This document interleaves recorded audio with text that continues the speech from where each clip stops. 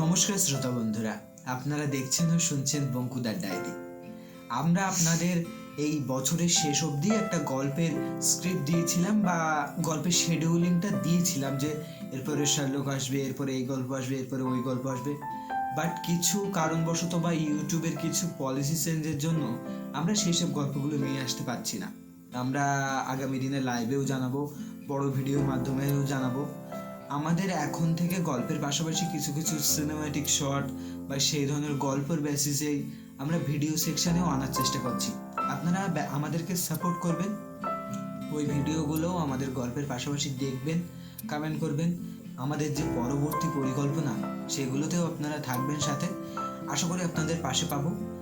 আর যার জন্য ভিডিওটা বানানো, আমাদের বড় ভিডিও সেকশনে একটা গল্পের অ্যানাউন্সমেন্ট, খুব সুন্দর ভিডিও আসতে চলেছে আজকেই, অবশ্যই দেখে নেবেন। এবং এই শর্টসটার প্রধান কারণ হচ্ছে এটা জানানো যে এই সপ্তাহে আমরা খুব গুরুত্বপূর্ণ একটি গল্প আপনাদের সামনে পেশ করতে চলেছি। আমাদের অরিজিনালস গল্প, মিনহাজুল আলমের লেখা একটি গল্প। নামটা এখন বলবো না, নামটা সারপ্রাইজ, শুনবেন অবশ্যই। এই ধরনের গল্প আমরা কোনোদিনও করিনি, প্রথমবার করছি।